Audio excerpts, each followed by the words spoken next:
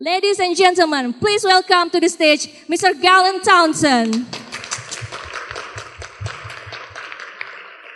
Hi, afternoon everyone. Thank you very much for having me here. Here it's a home straight, so we'll be finished soon, and then another party, I think.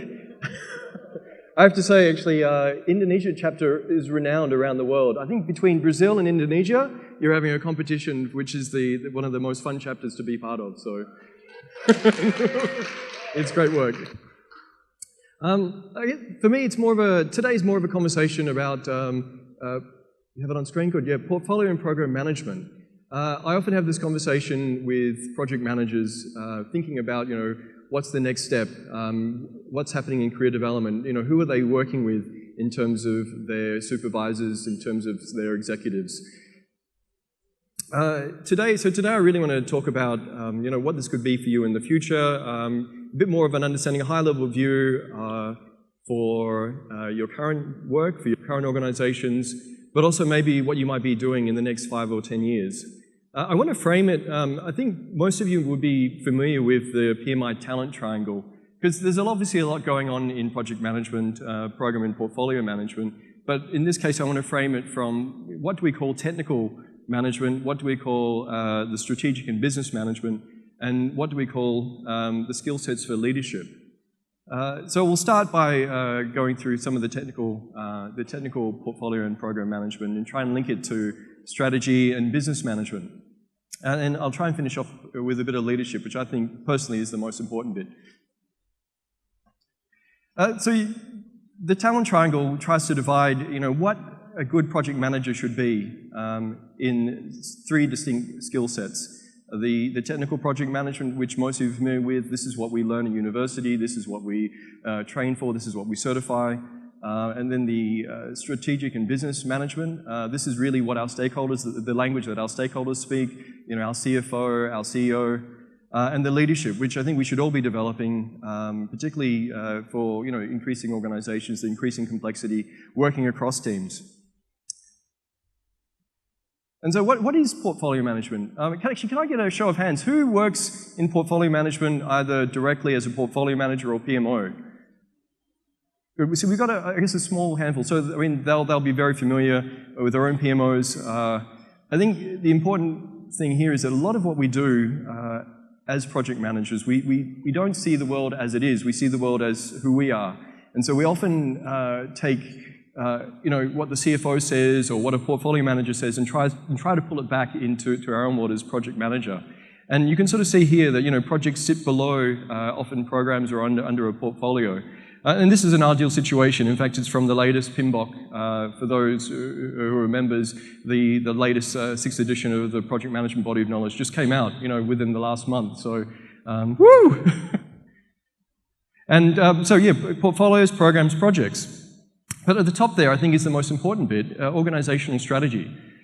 Essentially what matters most to organizations. When you're speaking, if you're speaking to an executive, if you're speaking to a senior manager, what are they being inspired and driven and motivated to do? Because it's not just deliver projects, that's what you do for them to deliver the change and hopefully the strategy and the business results that they're seeking.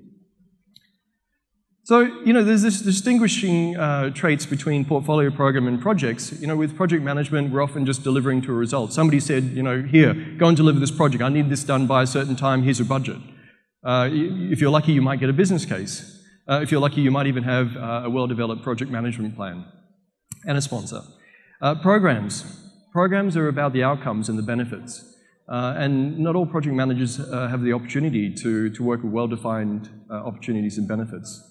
And meanwhile, portfolio talks about strategic objectives and how we actually achieve our very high-level strategy in the organization. So if you're working with portfolio, often you're actually working with senior managers, with your executives, with the executive team to try and achieve what they care about. If you're working at a program level, you're often thinking about outcomes. You're thinking about benefits management. And if you're a project manager, like most in the room, you're focused on delivery. You're focused on delivery and control, managing a team, delivering through others. So with portfolio management, it's very different from being, I guess, a typical project manager. It doesn't mean that project managers can't be portfolio managers. And in fact, I've met many project managers who would actually make better portfolio managers, particularly the ones that, one, are more analytical. So perhaps they like more finance, they like actually processing the data. Or two, actually like engaging with others, the more relational aspects of their project management. And they're very different skill sets and often not found in the same person. And that's why a lot of PMOs and portfolio teams will often have a data analytical person as well as the relational person who might be managing supply and demand across an organization. But here we've got three. This is from the portfolio management standard, a bit older, from 2013 from PMI.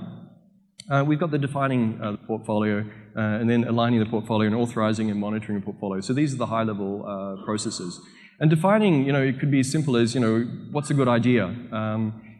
What's come down, maybe if you're in government, what's come down as an election promise or a policy? So what do we need to be doing and how do we actually translate that into action?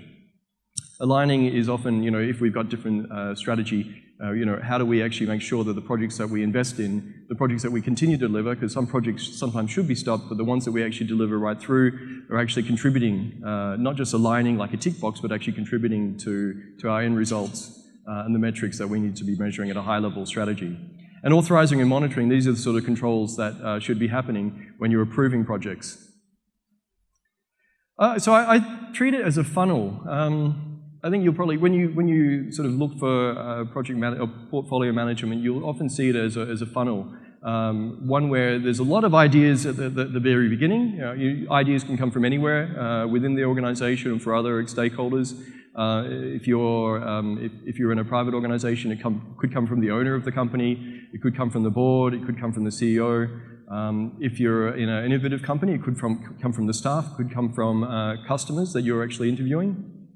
And as you're going through the process, you're trying to weed out the worst ideas, but also develop the best ideas. So if you have 100 ideas at the beginning, what are maybe the 50 best that we should actually start looking at to evaluate? And then maybe what are the 20 that we should start investing in? Maybe as projects, what are the 10 that we should actually deliver?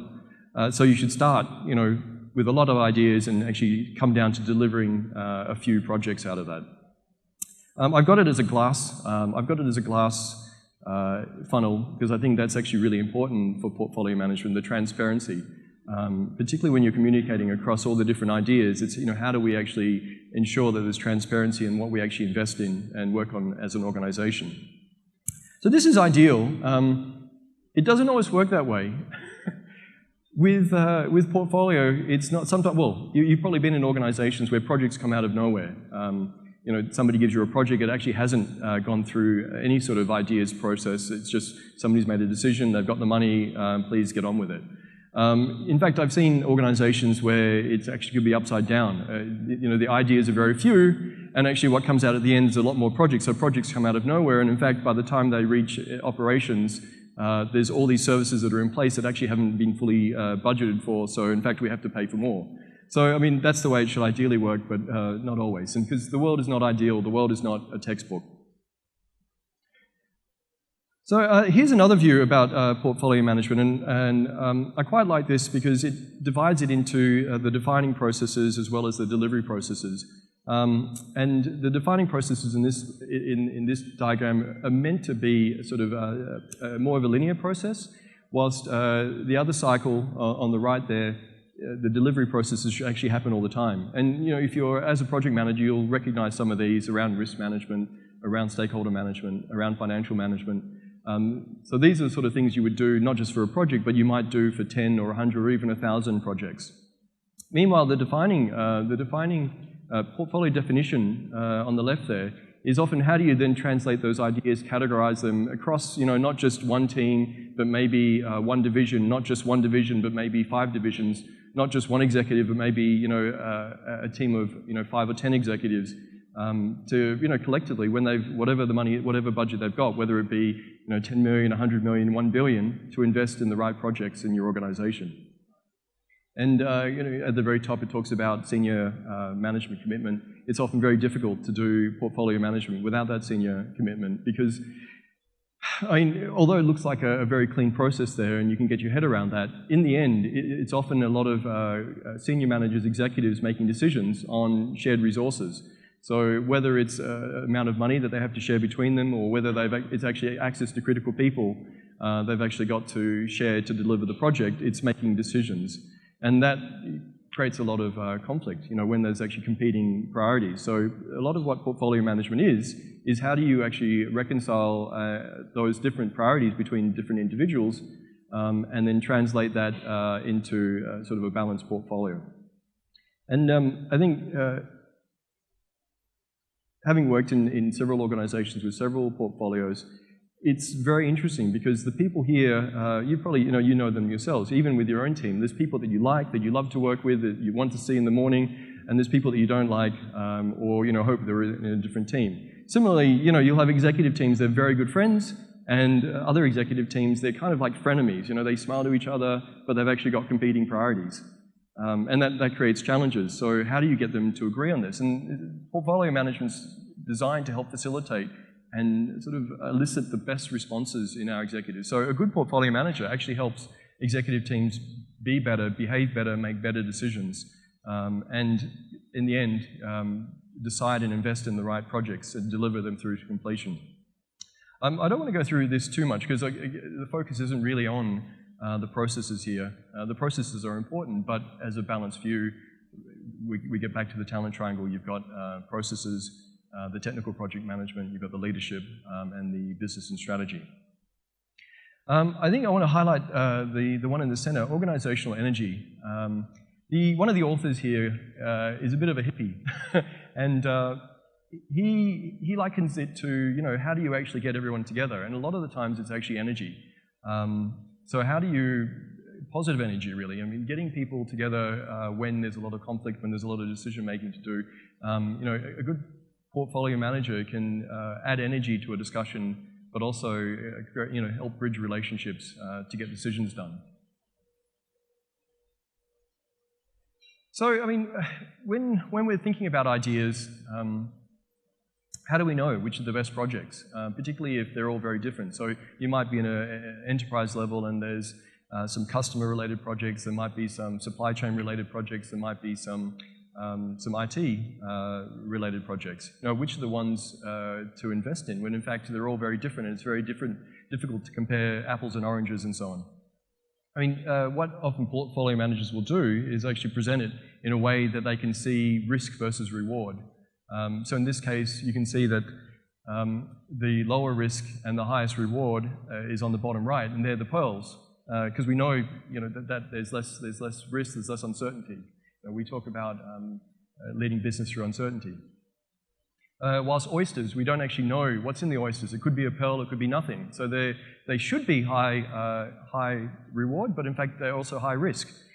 Do we do those? Do we not do those? And of course there's the low reward, low risk ones. They're bread and butter ones. A lot of those would be a lot of the compliance, a lot of the maintenance sort of projects that we need to invest in anyway. But then of course the white elephants, the ones that you really don't want to do because there's actually a low reward and high risk. So, but in this case, where do we draw the line? I think that's the hard part with portfolio management, is actually trying to enable, whether it's senior managers or executives, to back, to promote, to make decisions on, to invest, to sponsor the right projects. And so we talk about portfolio management as doing the right things. And so, you'll often have tools like portfolio dashboards where there'll be a whole range of information, and again, they're not necessarily comparable, but we can try and pull that information, present it to the key decision makers, whether they be at a team leader level or an executive level, again, to see what's the best project to be doing, is it going well, how do we govern this? And I'm sure you see this in many organizations at a PMO level.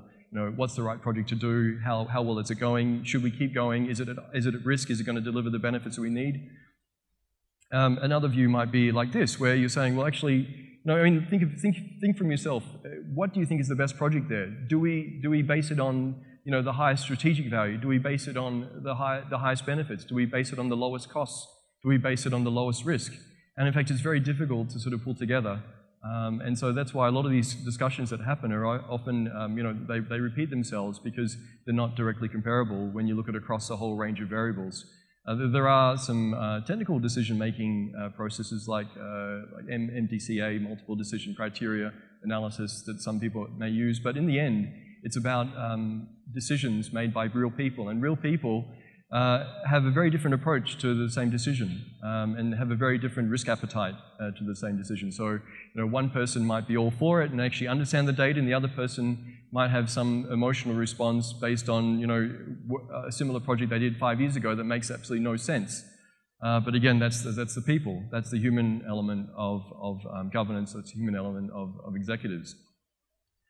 And another way you could view it is maybe like this, like a relational approach. So, if you, rather than an absolute value, more of a comparative value, which are the right projects. Same projects, different view.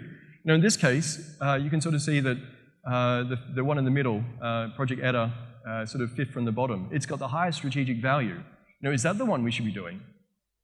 Is that the one the executives back? Or we've got the one at the top there, where they're talking about it's actually got negative benefits. Should we be doing that?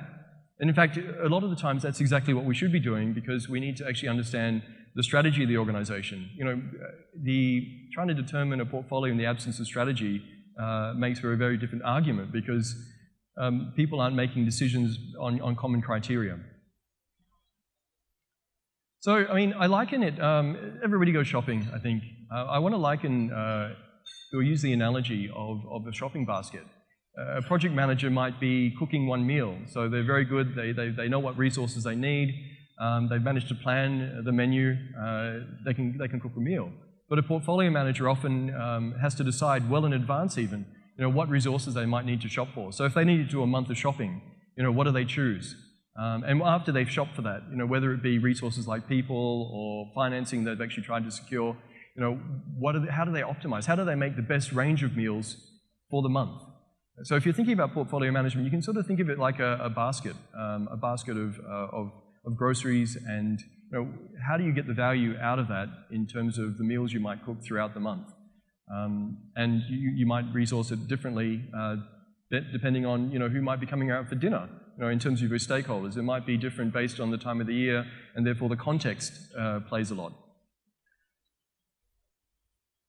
Another thing is, is the organization right? Is your organization right for portfolio management?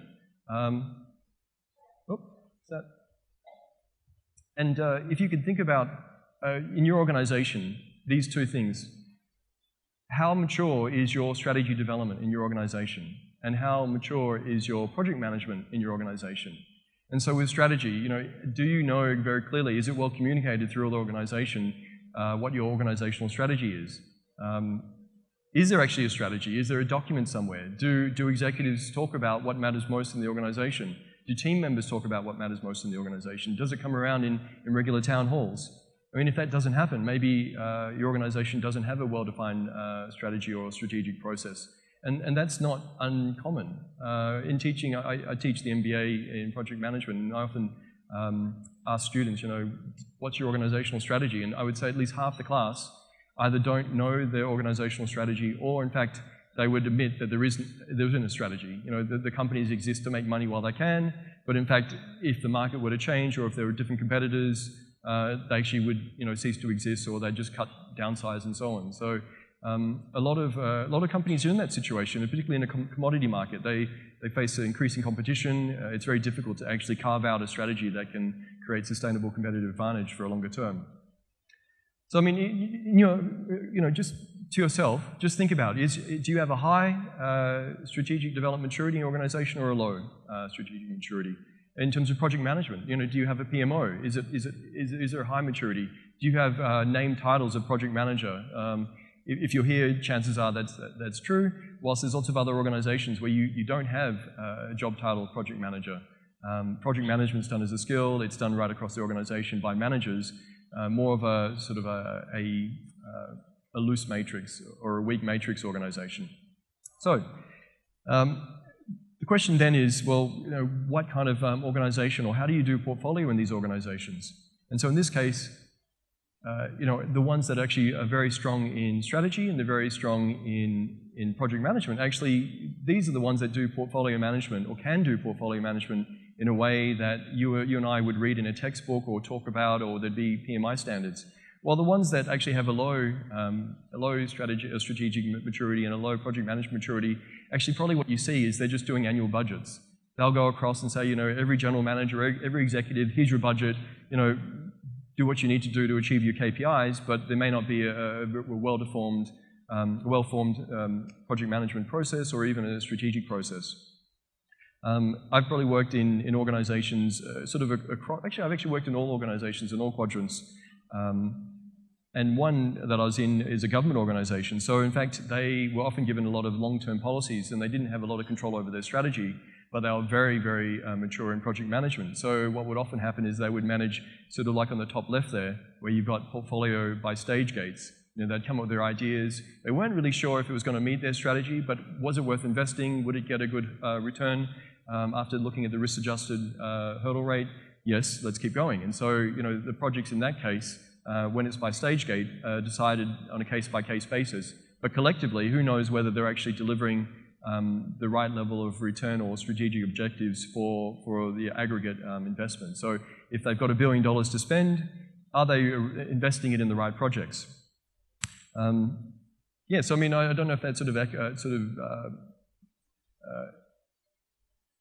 reflecting on your own organization, if that sort of was telling, there's a lot of people are striving to get portfolio management in an organization, and when you, read the books and you sort of see the organization succeeding in it, you think, well, yeah, maybe I should be able to do portfolio management, or maybe I can be a portfolio manager, but actually it's not for every organization, or at least not at that current point in time. Should things change, then maybe. So, the second part of the talent triangle, the second skill set is around strategic and business management. So, there has to be something about understanding strategy, but not just strategy in context, because all of our organizations exist within a particular context, within a particular market, within a particular region. One of the ones I like to use, and this helps backfill and sort of pull apart the strategy of an organization and filter it into different levels, is called Balanced Scorecard. I'm sure many of you have heard it and used it, or have seen it in organizations. And what you'll find here is that you'll have, for a profit organization, you'll have the financial perspective on the top. These are all the financial metrics, whether it be, we want to reduce our loans and we want to increase our revenue, we want to increase our assets, we want to increase our profits. And, what delivers our financial returns are our stakeholders, our customers. It could be a whole range of different customers from different market segments. And then, therefore, how do we create value for those customers through our internal processes? Is it customer service? Is it delivery? Is it through innovation? And finally, at the bottom there, on the green on the left, is the organizational capabilities. A lot of that's the people. It's the learning within the organization. So in this case, it's actually the learning, it's the people, it's the leadership that actually drives the development and enhancement of processes. And those processes then, the processes and systems are actually serving our customers and our stakeholders. And they're the ones that provide us the money and revenue and returns for our financial performance. On the right there, because some of us do work in not-for-profits or government organizations, it's not about the money. We've got some money that might be provided, but it's actually about providing a return on stakeholders. So in which case, you've still got the same stakeholders. They might be, the public. How do we provide services, health services, schools, and so on? Providing roads, providing trains. And then we've got our internal processes that are being developed by the green layer, the organizational capability. So it's the people. And in this case, that translates into, you essentially can start mapping out what your strategy might look like, or how strategy within that organization translates into strategic initiatives, into programs, into projects. So in this case, if the CFO is saying, look, I want to lower costs, because actually from a financial perspective, how can we do that? They then might start a whole program around, we want to reduce costs somehow. And a lot of that will actually would often come from, you could reduce headcount, but actually you could also increase productivity, you could improve process efficiency. And you've got a range of choices there, which then might translate to a portfolio or some opportunities that you can investigate. One of the things I think that, you can sort of see how those examples might play out. One of the things I think this helps with is that you, rather than having strategic KPIs that everybody bangs on about at a meeting, and like, we need more money, we need more revenue, it actually tries to sort of say, well, what actually drives that value creation in your organization? What actually is at the beginning of the value chain? And in many cases, it's actually people. The people within the organization are the ones, the leaders in the organization. So, a lot of the performance from organizations, the increased performance, the longer term performance, can often come from better governance, a better board, better leaders, better exec team, better leadership development right across all levels of management. And I think that's why I really like Balanced Scorecard, because it doesn't result in just a focus of initiatives on the top level, financial performance. It actually tries to encourage and identify initiatives right through the organization, right through the value chain. And every organization will be different. So how you would actually design a Balanced Scorecard based on a particular strategy will be different in your organization, but it's one tool that you can use to try and, surface or identify or propose initiatives that might not otherwise be thought of. So you'll often find gaps in existing programs, existing strategies, and in many cases it's actually at the bottom level, around the organizational capacity, around the people, around the leadership. Because I think in the end, organizations, it's the people that are doing the work. Another one I like to use, there's probably about maybe 20 or 30 sort of strategic frameworks and models that I would use as part of my work in different organizations. You can find online, there'll be, anyway, I won't go through that too much, but strategic intent is another one I use because it's very simple. And a lot of organizations will do this. So they'll often set, 3 things. We want to actually have a direction. This is our future view of the world, whether it's in 1 year, 3 years, 5 years, 30 years. And they talk about, discovery. How are we going to sort of explore our way to get there? And the thing with exploration is that human nature is such that we're often inquisitive and sort of enticed by exploration. So, here's a destination, or how are we going to get there? Well, that sounds interesting. It's actually really easy to get staff, leaders along for the journey. And then destiny. So, again, human nature is such that we don't just come to work, unfeeling, uncaring.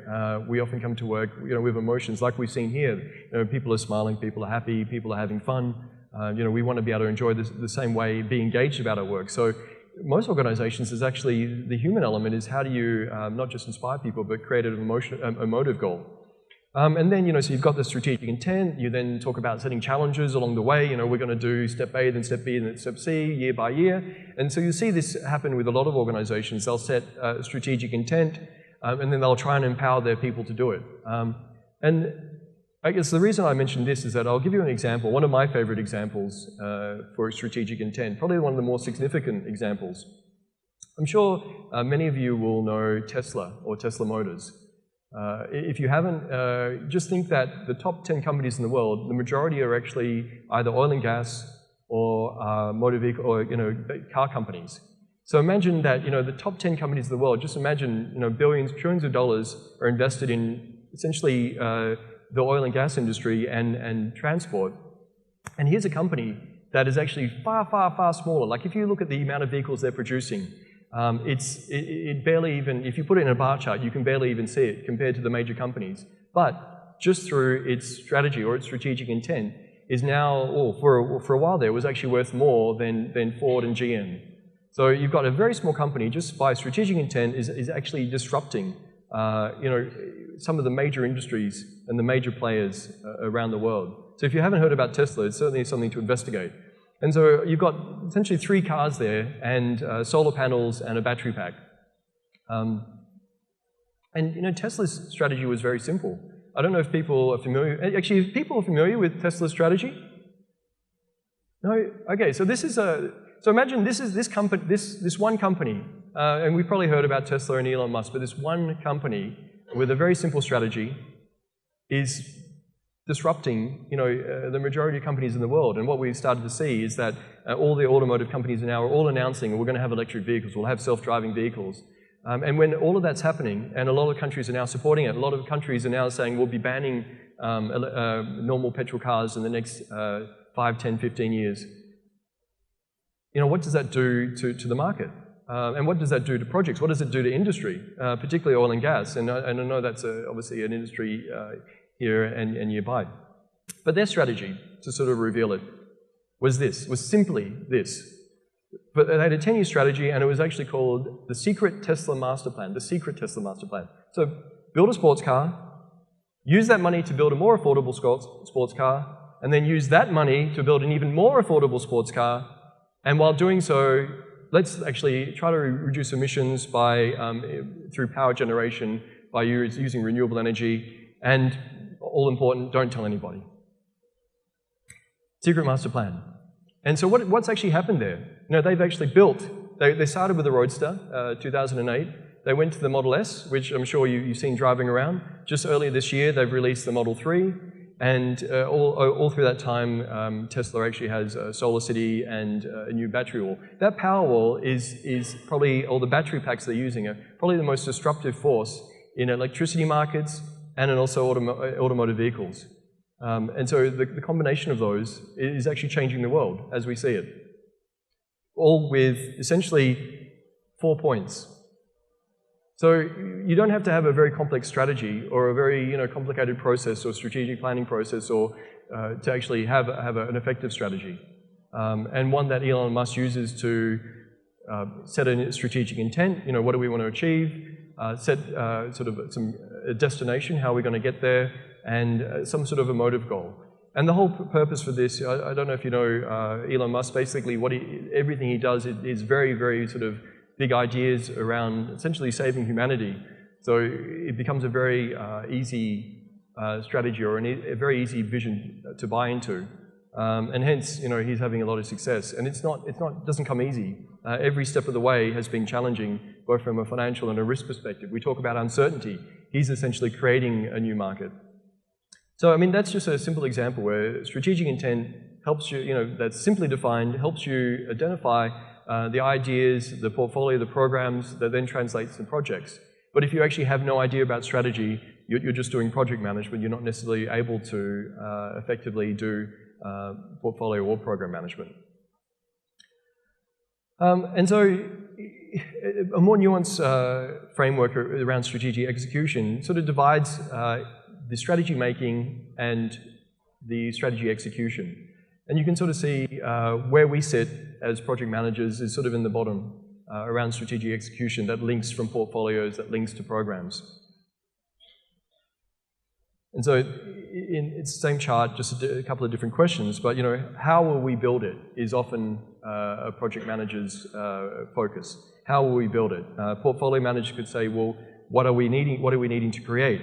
Meanwhile, the organization is trying to think, well, who are we as an organization? What's our future? What's our context? How is it changing? Because the context 5 years ago is going to be different from the context today and the context from 5 years from now.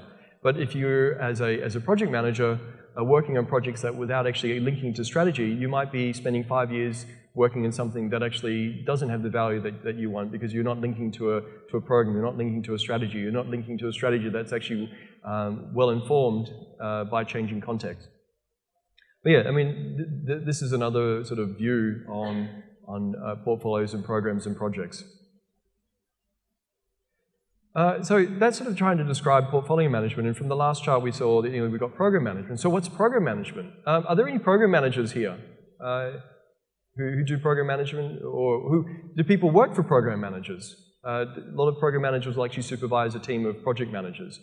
And some people think, I'm a project manager, I'd love to be a program manager. They get paid a lot more. It'd be nice to speak to more executives, and might get paid more, manage a team of project managers. But what is program management? Put simply, program management tries to really focus on its outcomes and benefits. And so how do we translate strategy into portfolio, into some benefit stream that a program manager can then manage? And it doesn't necessarily need to be a financial benefit. There's a lot of non-financial benefits. Think, for example, the Sustainable Development Goals. Think, for example, sort of the government policies that they put in place. What are the social outcomes? What are the environmental outcomes that program managers often work on? And increasingly, they won't just work on one. They'll work on all three. They'll be working on achieving a financial return as well as a social return as well as an environmental return. So collectively a sustainable return. So programs, it's about benefits. And then you might have a range of projects or sub-programs underneath those. The key point here, I think, is how do you define the benefits? You know, I think the big difference from project managers is, you know, we're delivering, but actually what are we delivering for? Project managers, yes, I've got my project management plan, I've got my, if you're using Prince2, I've got my PID. When I've finished, I get it signed off, everybody's happy. But actually, what is the result of that project? What are the benefits? And that's where program management comes in, and how you define maybe a series of projects that collectively deliver benefits that an individual project can't do. So good project managers who become good program managers, often it's not just about the delivery, they actually challenge the delivery to optimize on the value, to optimize on the benefits. So if you're one of those project managers who likes challenging, you know, why are we doing this? You know, what's the point? You know, what are the benefits? Then in fact you might make a good program manager. And so focusing on the benefits, not just on delivery, is often the role of program managers. And they have, well, actually, depending on which part of the world really you work in, you've got different benefits management processes. A lot of it you'll start by, you know, there's an idea, you know, why would we be doing that? You know, what's the strategic benefit? How do we actually identify that? Take, for example, you're in a retail company, and there's obviously retail companies, you know, whether it's telecommunications or in banking, a lot of it is actually how do you keep customers happy? How do you retain customers? How do you attract customers? So you'll often have strategies or strategic objectives around, you know, we want better customer performance, better net promoter score. So that might then be, well, we've got some ideas. We want to improve our customer satisfaction, our customer engagement. So you'll have maybe a number of ideas that you can start identifying, you know, what are the real benefits there? As you go through, you'll start elaborating on those. Often you'll be working with the managers in that division, whether it's customer service or in marketing, who are responsible for those metrics. As you start identifying ideas, those ideas might then become concepts or project briefs, business cases, and as you start delivering the projects, you're working with you know, the customer service, the marketing people, to ensure that what you're delivering is actually going to deliver the improvements that are the focus of the project. So you're not just delivering software or some process changes, but you're working closely with stakeholders, with managers who own the benefits and actually can pull and shape and change the nature of the project, not to be delivery focused, but actually to be one that actually is about benefits realization. And that's the nature of more program management. In project management, you're often just delivering to a task, to a scope, time and budget. Program management, you're really thinking about the benefits and changing the scope, having, you know, sometimes different conversations with different people to reshape what you're doing, the nature of the projects, to start projects, to stop projects, to achieve the outcomes. And you can present that in lots of different ways, because in the end, you're trying to convince your stakeholders, your senior stakeholders, your execs, that this is the right project to do, this is the right program to do, please give me the money, please extend the project, please give me the resources. And so if you're unable to actually identify those benefit streams or map those out, I don't know, as a project manager, probably about 10 plus years ago, as a project manager, I didn't care about the benefits. It was just, you know, this is my scope, somebody's asked me to do it, they said it's a good idea, it's making people happy, I'll just keep going. But a program manager starts saying, well, how do I connect that to what the business thinks is important? How do I connect that to what executives care about? And in a way that they can define it, because there's a lot of organizations that can't define it. They don't measure it, they can't define it. A lot of it's, you know, from their feel, that's the project they think they should be doing, but in fact there is no formal benefits management. Once the project's done, who knows whether they actually, this project particularly, increase customer service or increase revenue. It was just the thing that they thought they should do at that point in time.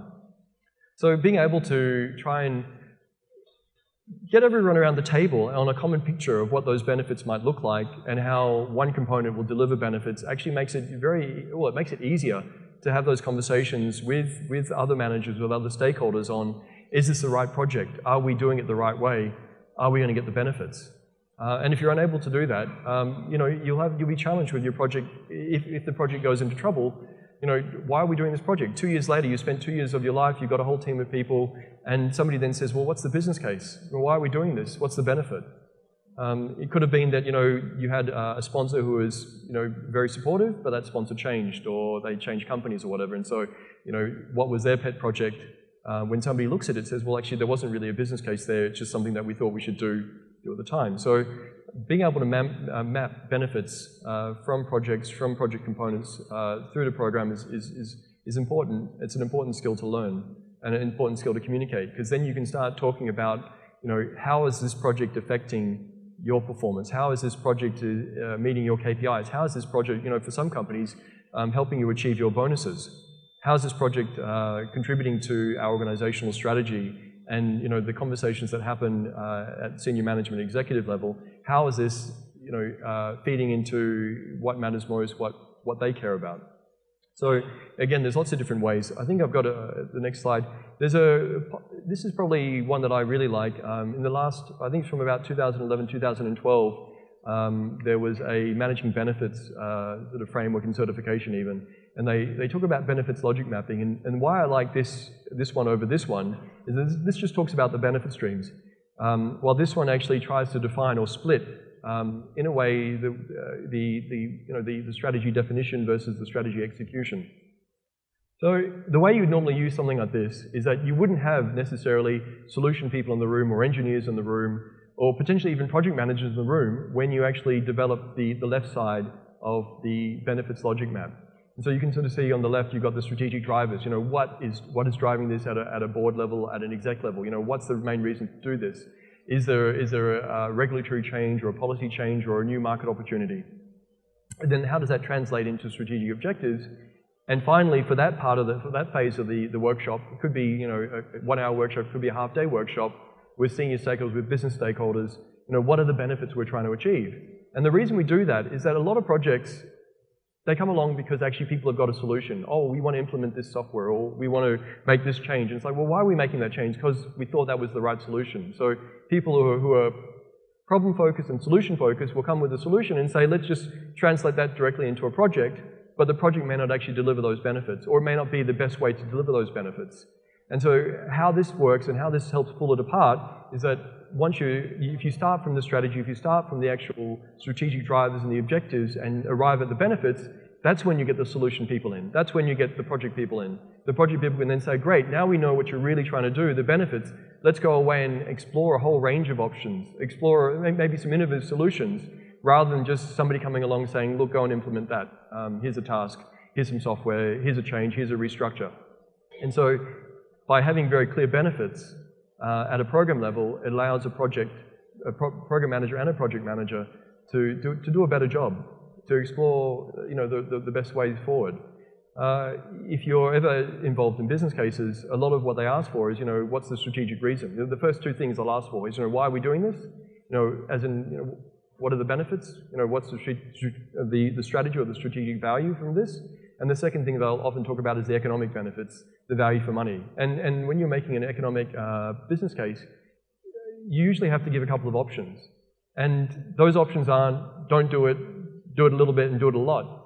That happens to be the most common sort of business case I often see from people who've already decided a solution. Like, well, this is the solution. We can either do it a little bit, we can do it a lot, or not at all.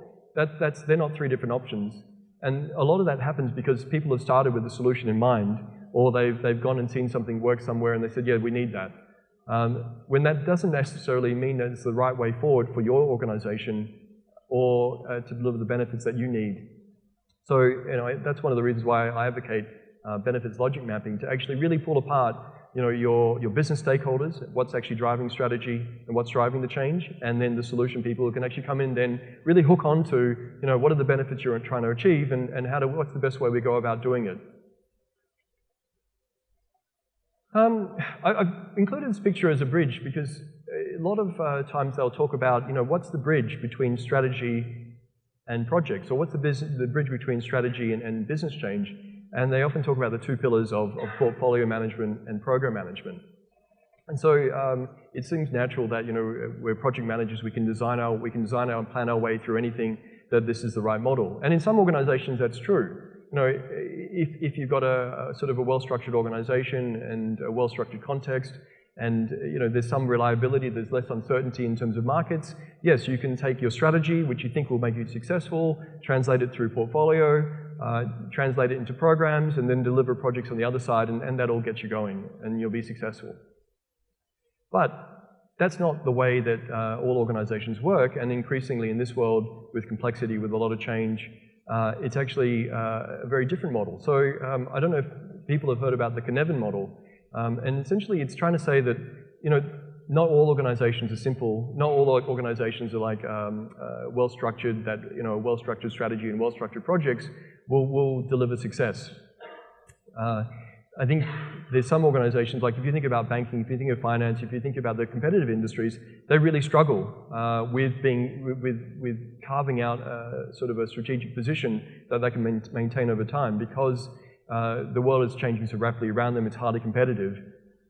And so in this case, you know, what is your context for your organization? Are you in an area that, you know, actually simple solutions can actually give you the fix that you need? Or are you maybe building, you know, say construction. Construction is often a complicated context where engineers and architects can design a solution to that. And so the analogy for a lot of engineering companies is that, well, you know, we can bridge strategy and projects just designing our way through it, planning our way through it. But in many cases, and when there's particularly complex social issues or changing market contexts, or you'll have developing countries, or even at a global context, or even if you think about what's happening in the US with, you know, with the changing government and different leaders, you know, it's not, there's no certainty, it's actually more uncertainty. And with greater uncertainty and a lot more relationships, a lot more politics, actually comes greater complexity. So the way that you actually design and deliver portfolios and programs will be different. And so I'd argue that it's not a bridge, but it's actually a river. So the focus there in that picture isn't that we're looking at the bridge, actually we're looking at the water. And so rather than a simple pathway that you take, actually there's multiple pathways. And a lot of the strategy, a lot of the value might emerge from the bottom up, or actually from speaking to stakeholders. So rather than having a top-down approach or a well-designed approach, a well-planned approach, it's actually having a strategy that is responsive, that can sense and probe what the actual business environment is doing, and then translate that into maybe more of an agile program management, where the sort of the value is emerging as we deliver. And so that again is really important to sort of think about in your organization. Are you in a simple or a complicated context, or are you in a complex context?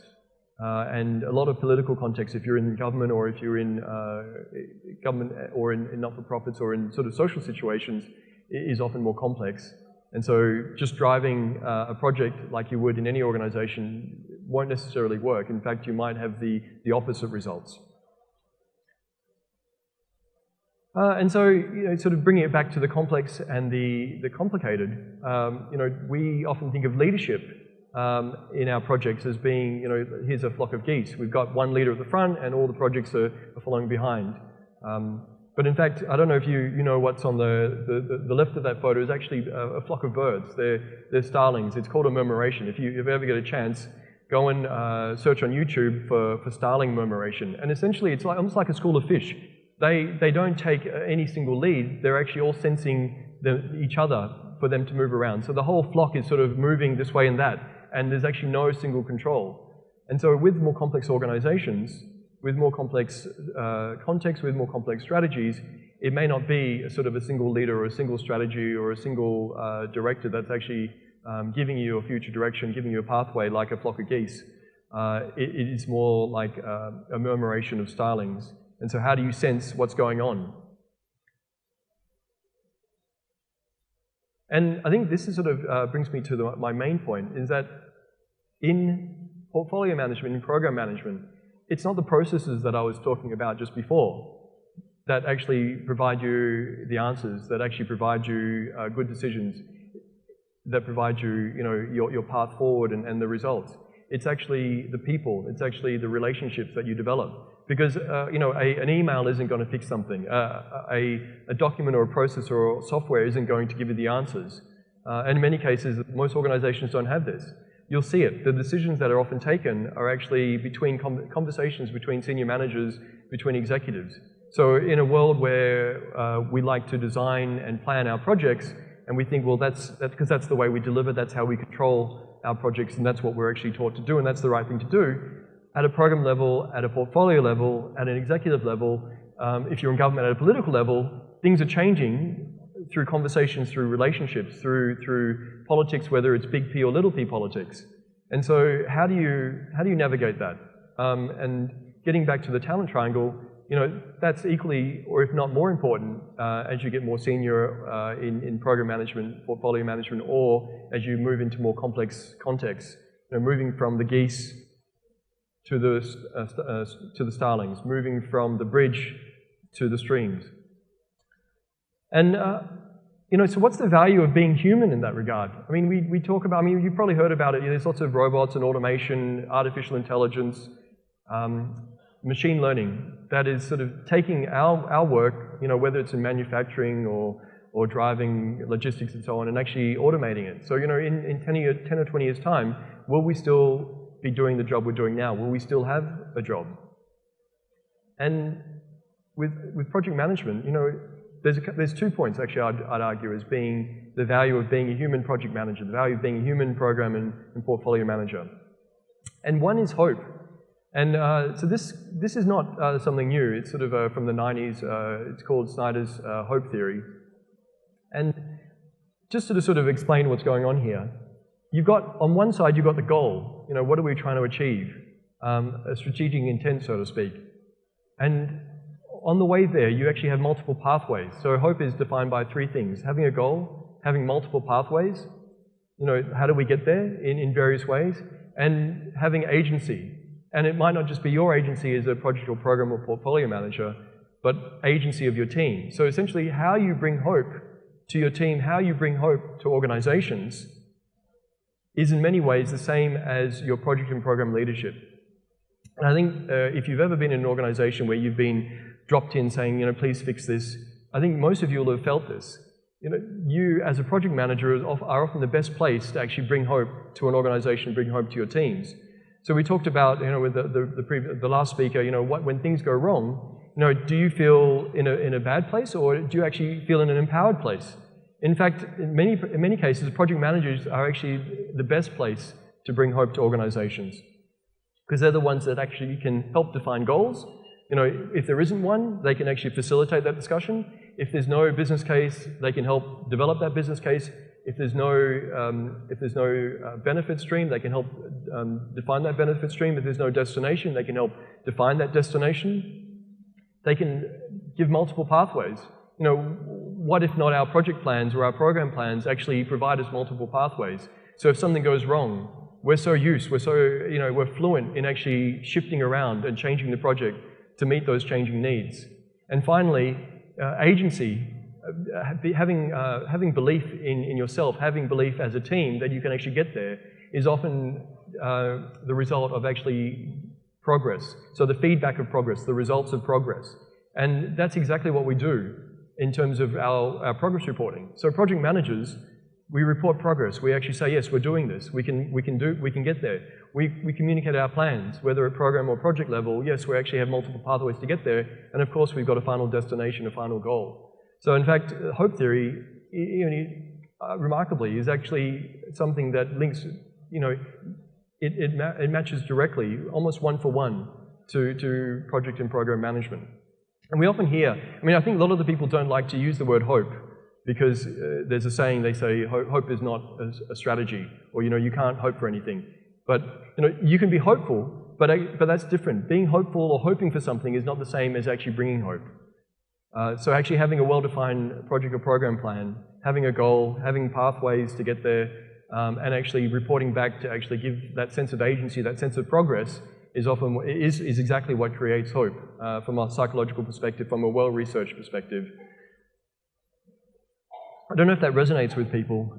If you've ever had to work in projects where you're trying to change an organization or trying to fix something, I mean, I've been in many programs where you often arrive and people are crying. You know, people are crying because something bad is happening, they're going to lose their jobs, you know, their organization structure is changing, and if it's not everybody's crying immediately, you know, they're still going through a lot of uncertainty, a lot of pain, and a lot of fear. And so, you know, one of the things I would argue is that the way you can approach your projects and programs, the leadership you can bring will actually create hope for people, will actually provide, reduce the uncertainty, create more uncertainty as you progress, provide that progress, provide that agency. So that's one thing I just wanted to promote to you. Think about how you can bring hope to your teams and your organizations. The second one, and this is probably going to sound a bit strange, is compassion. So what's the value of a human project manager versus a project plan? And again, we sort of point to the science of compassion, the science of the psychology of compassion. And compassion's different to empathy. It's not, because I'm compassionate, it doesn't mean that I'm going to, suffer with you. It means that, often compassion is something that you've got warm feelings, concern, care for others, and a motivation to do something about it. And I mean, most project managers, I think, would see that in their work. You know, they come to work, how do I actually help somebody? I can see you're having some trouble there. How can I provide you a solution? Or I can see you wanting to change something. How can I make that easier for you?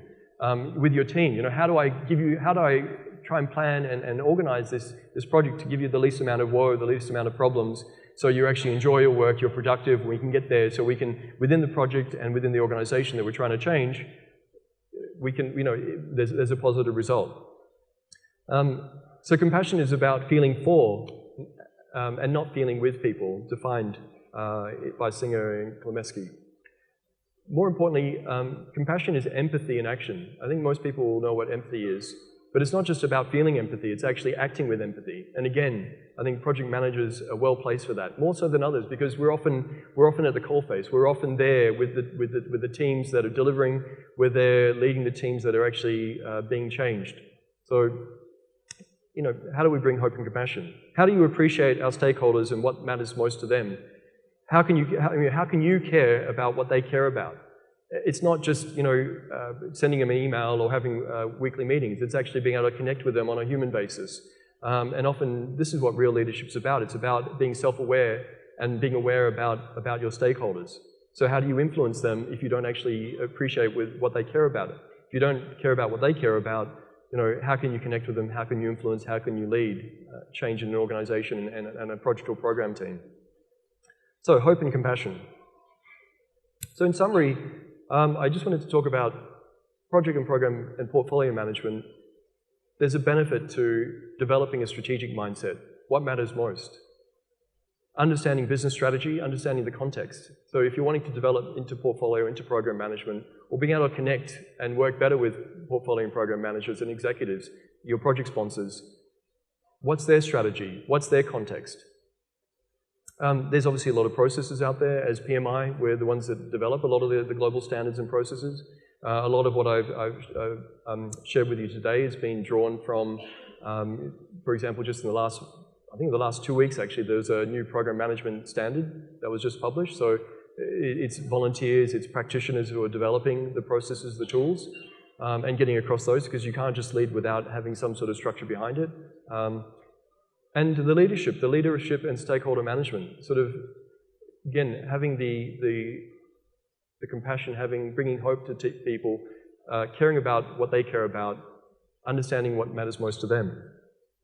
So really, they're my 5 points for today around portfolio and program management. It's not just about the process, it's not just about the strategy and the business management, and it's not just about the leadership, but it's the collective skill sets and actually applying them on a case-by-case basis within your organization.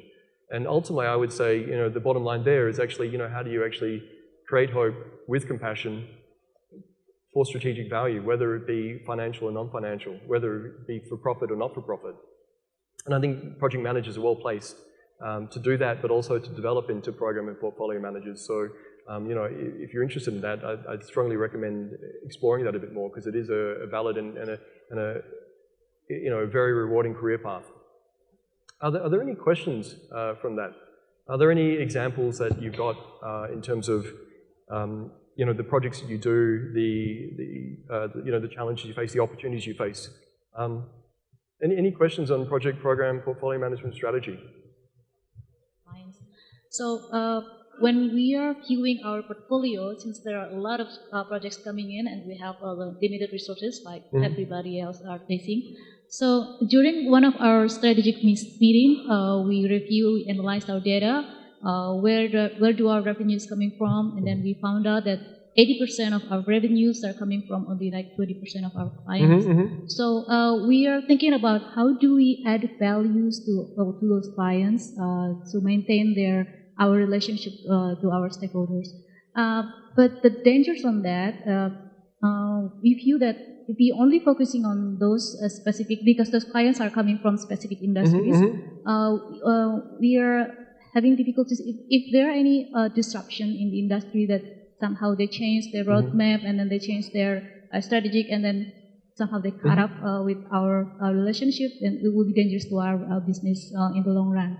So what's your view on that? How do you create the strategy for your project selection based in your portfolio? Sure, okay. Just to sort of recap, this is a really common challenge for suppliers, because they've got their current customers, they've got their current revenue streams, and they want to be able to keep delivering, keep making money, perform in the current world, but also start trying to build a new world. And often they don't actually have the insights of what their customers are doing, or even their customers may not have the insights, the strategic insights of what they're actually going to be doing in future. So usually with that, and actually that's quite normal. Having 80% of revenue from 20% of the customers, or even more, is potentially a big risk. The standard default response will be, you need to diversify. But that's easier said than done, because often you've got, the relationships, the actual products that suit a particular industry or a particular niche. And so this is quite normal. I mentioned before that, if you speak to MBA students, a lot of them will actually, they won't have, they won't understand their strategy. They're just making, as you said, we'll just keep doing what we're doing until the customers change and then we'll respond. And so in a way, I don't necessarily have an answer for you, because that's actually what a lot of customers do, and the companies themselves don't necessarily have the strategy. Or what they'll do is, is it part of a global integrator? Is it part of a global integrator? So what they'll often do is they'll manage the risk or the uncertainty, that's what we're here for, by diversifying at a global level. So because different regions and different markets will actually have different cycles. So rather, things won't go bad everywhere. So as a global company, they manage their global risk by often diversifying across geographic or industry, but in a particular area, obviously that region is at risk. And I think that's the challenge. The way that most people will try and resolve that is actually by having good relationship management. So you'll have business development people who will try and work very closely with the client and try and be able to connect with, not just what their current business model is, but potentially what their future business model is. What's their future strategy? But in many cases, a lot of business development people aren't incentivized to do that. They're incentivized to make sales for the current revenue, and it's maybe the exec within your region that actually is responsible for thinking about what's the future for your region. If you're serving oil and gas, and in the next 5 or 10 years, the market might drop out, and then that has an effect on obviously your clients that you're supplying to. That's have a significant change. Thank you. Any other questions?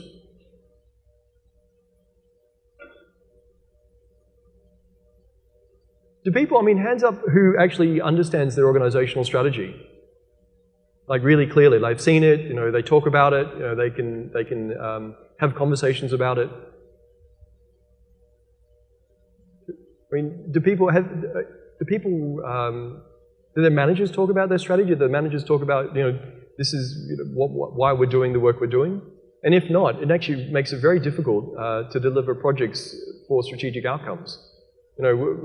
Fine, we're project managers, but in the end, we obviously want to have some purpose to our work, not just delivering an end result, but actually contributing to something greater, whether at a supplier level or a client level. And so this is the challenge a lot of organizations face, that we talk about program management, we talk about portfolio management, But in terms of strategic value, I mean, we can obviously get a revenue. We can optimize revenue streams. We can optimize supply and demand. You know, we've got this many resources in terms of supply. We've got this much demand in terms of clients, and we can certainly turn around services and products and projects to get a revenue stream. But you know, is that contributing to our strategic value? Will we still be successful in a year's time, 3 years' time, 5 years' time, 10 years' time? And how do we change and maybe prepare for some of that? And you know, with the geese model versus the Starling model, with the bridge model versus the water model, you know, some organizations aren't in a place that they can actually predict that, and so they have to respond to it. And so they might have a more agile approach. I mean, agile is obviously coming to the fore these days because of the complexity, because of the rapid pace of change. Or sometimes they just wait and see. You know?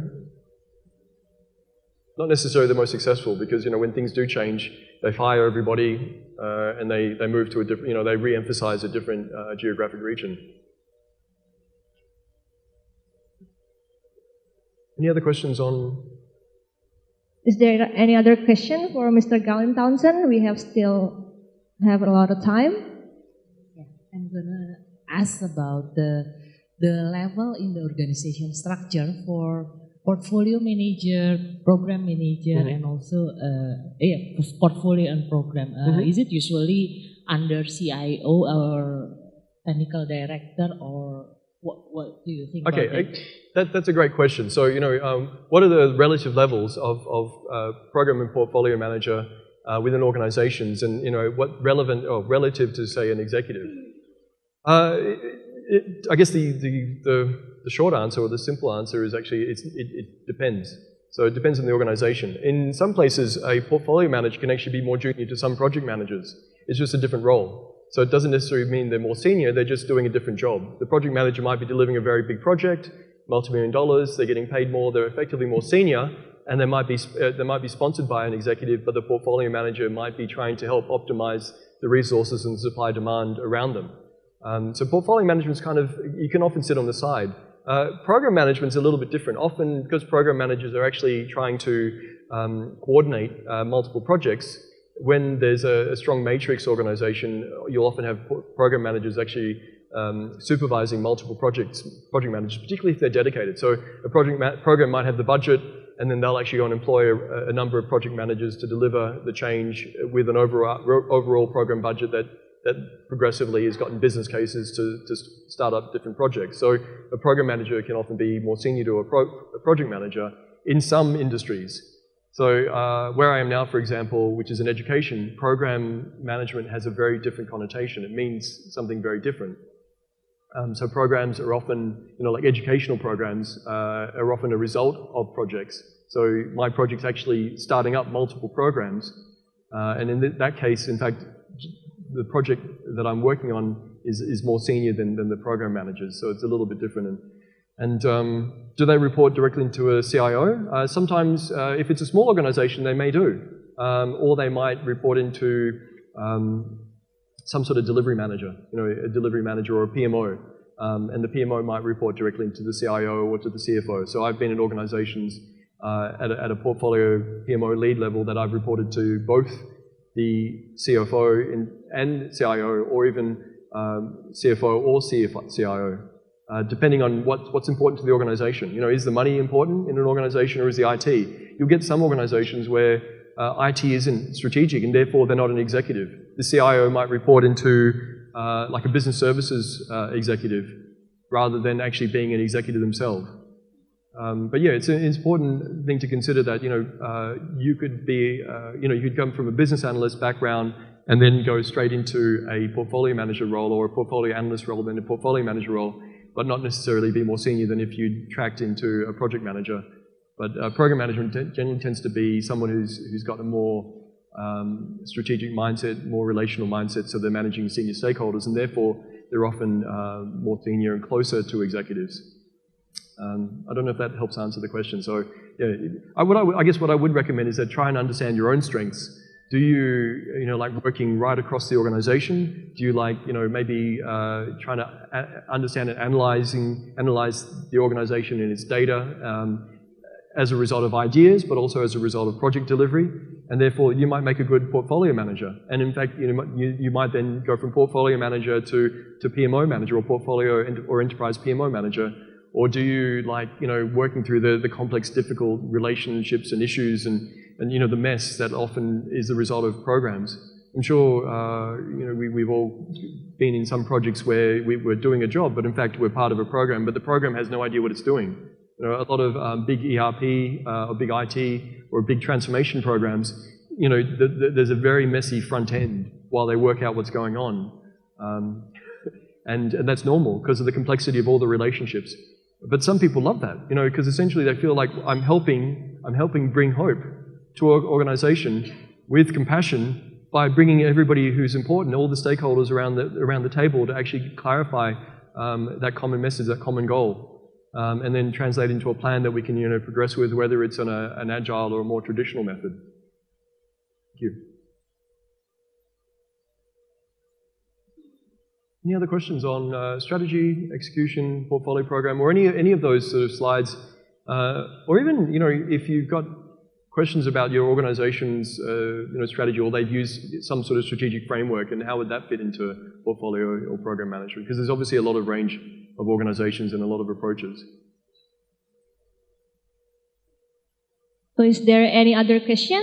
We still have a lot of time. Maybe we can open for one more question. Is there any?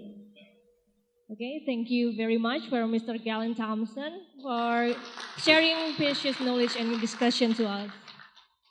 To present the token of appreciation, we would like to invite to the stage our chapter president of PMI Indonesia Chapter, Ms. Alin Veronica.